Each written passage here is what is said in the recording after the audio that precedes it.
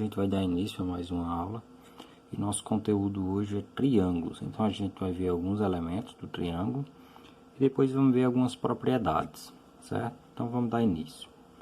Aqui eu tenho a figura de um triângulo, certo? E vamos ver alguns elementos dele. Primeiro a gente tem os vértices, que é A, B e C. O que seriam os vértices? São esses pontinhos aqui, ó. Vamos dizer que seria as pontas do triângulo. Então, cada pontinha dessa do triângulo aqui, a gente diz que é um vértice. Temos também aqui os lados. Temos o lado AB. Esse risquinho em cima aqui é para dizer que é um segmento de reta, certo? Então, tem o lado AB, lado AC e lado BC. No triângulo, a gente tem sempre três lados. Então, ó, AB, AC e daqui para cá, BC. Temos também os ângulos internos, que tem esse chapéuzinho aqui em cima, para dizer que é justamente um ângulo. Então, eu tenho os ângulos internos, que são A, B e C. Esses que estão dentro do triângulo, certo? Por isso que são internos. E também tem os ângulos externos, que são A, B e C, que é esses em vermelho, que estão fora do triângulo, certo? Então, vamos agora a algumas propriedades. A gente pode classificar os triângulos de acordo com os lados e também classificar de acordo com os ângulos.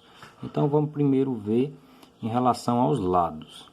Então, a gente diz que um triângulo é equilátero se ele possui os três lados de mesma medida. Um triângulo é isósceles quando possui dois lados de mesma medida, e ele é escaleno se possui zero lados de mesma medida. Isso é o mesmo que dizer que possui todos os lados de medidas diferentes, certo? Todos os lados são diferentes. Então, nesse caso, ele é escaleno.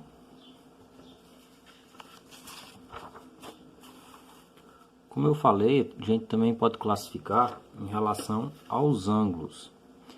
Então, a gente diz que um triângulo é acutângulo quando ele possui três ângulos menores que 90. Um triângulo é retângulo quando possui um ângulo reto, ou seja, um ângulo de 90 graus. E um triângulo é obtusângulo quando ele possui um ângulo maior que 90 graus, certo? Sempre que um triângulo tiver um ângulo passando de 90, um ângulo de 100, de 120, a gente diz que ele é um triângulo obtusângulo. E uma propriedade muito interessante dos triângulos e importante é a gente saber a soma dos ângulos de um triângulo. A propriedade diz o seguinte, que a soma dos ângulos internos de um triângulo é sempre 180 graus. Então, não importa o formato desse triângulo, seja ele retângulo, acutângulo, obtusângulo, a soma dos seus ângulos internos, ou seja, aqueles que estão dentro do triângulo, vai ser sempre 180 graus. Com base nisso, a gente já vai responder um exemplozinho aqui embaixo, ó, que diz o seguinte: determine o valor de x. E embaixo tem uma figura de um triângulo.